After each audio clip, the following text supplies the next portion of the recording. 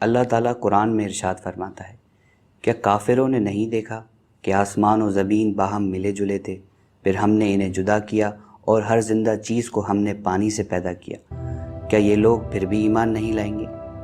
آج کی ہماری گفتگو کا موضوع یہ ہے کہ یہ کائنات کس طرح وجود میں آئی۔ ہم اللہ کے اس فرمان کو بنیاد بنا کر اپنی دلائل کی عمارت کو مکمل کریں گے۔ میں ہوں ارباز حسین اور اسلامک ورلڈ کی منفرد سیریز میں آپ کا استقبال کرتا ہوں۔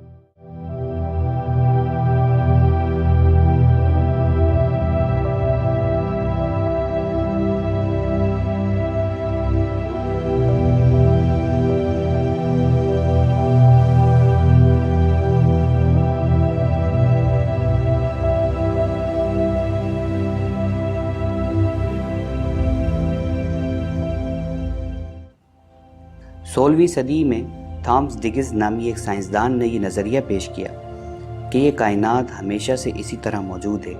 اس دور کے سائنسدانوں نے اس کو اسٹیٹک یونیورس کا نام دیا۔ تھامس ڈگز کے اس نظریے کو 1873 میں کارل مارکس کے نظریے نے مزید سپورٹ کیا۔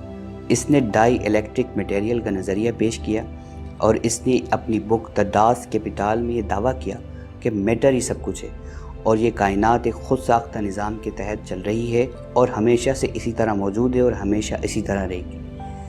ان تمام باتوں سے یہ ہوا کہ 20ویں صدی کے آغاز تک لوگوں کی اکثریت اس بات کی قائل ہو گئی کہ یہ کائنات ایک خود ساختہ نظام کے تحت یوں ہی چل رہی ہے اور یوں ہی چلتی رہی۔ پھر یہ ہوا کہ 1929 میں امریکی ماہر فلکیات ایڈون ہبل نے کیلیفورنیا میں اپنی ریسرچ لیب میں ایک بہت بڑی دوربین نصب کی، جس کے ذریعے اس نے آسمان میں اس بات کو جانا کہ آسمان کا ہر ستارہ، ہر سیارہ اپنی جگہ سے موو کر رہا ہے۔ یہ دیکھ کر وہ بڑا حیران ہوا اور اس نے اس بات سے یہ نتیجہ نکالا کہ اگر ہر چیز آسمان پہ موو کر رہی ہے تو لازم ہے کسی ایک پوائنٹ پہ یہ سب ایک جگہ جمع ہوں گے۔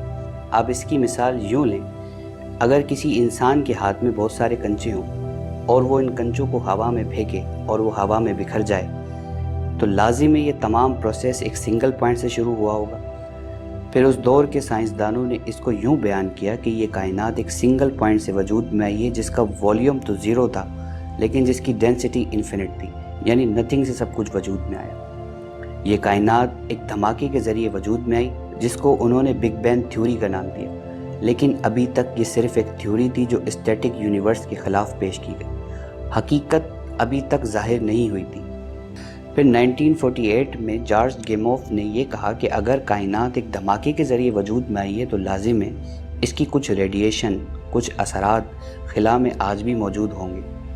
اس نے کہا کہ اگر کہیں دھماکہ ہوتا ہے تو گرد و غبار کی صورت میں اس کے اثرات، اس کی ریڈیشن موجود ہوتی ہیں۔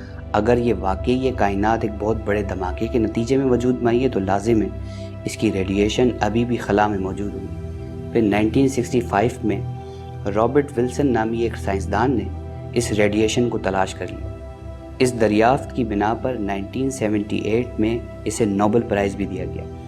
مزید کنفرمیشن کے لیے 1989 میں امریکہ نے ایک اسپیس شٹل لانچ کیا جس کا مقصد خلا میں اسی ریڈیشن کو دریافت کرنا تھا، جسے انہوں نے نام دیا کوبی کا۔ کوبی یعنی کاسمک بیک گراؤنڈ ایکسپلورر۔ اس اسپیس شٹل کی لانچ کے 15 منٹ بعد ہی سائنسدانوں نے وہ ریڈیشن دریافت کر لی جو کائنات کے سب سے بڑے دھماکے کی طرف اشارہ کرتی تھی۔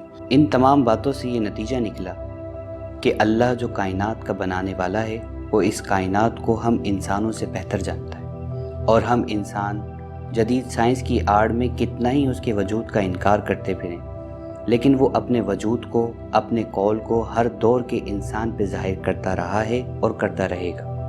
امید ہے آپ کو ہماری ویڈیو پسند آئی ہوگی۔ اپنا بہت خیال رکھیں۔ اللہ حافظ۔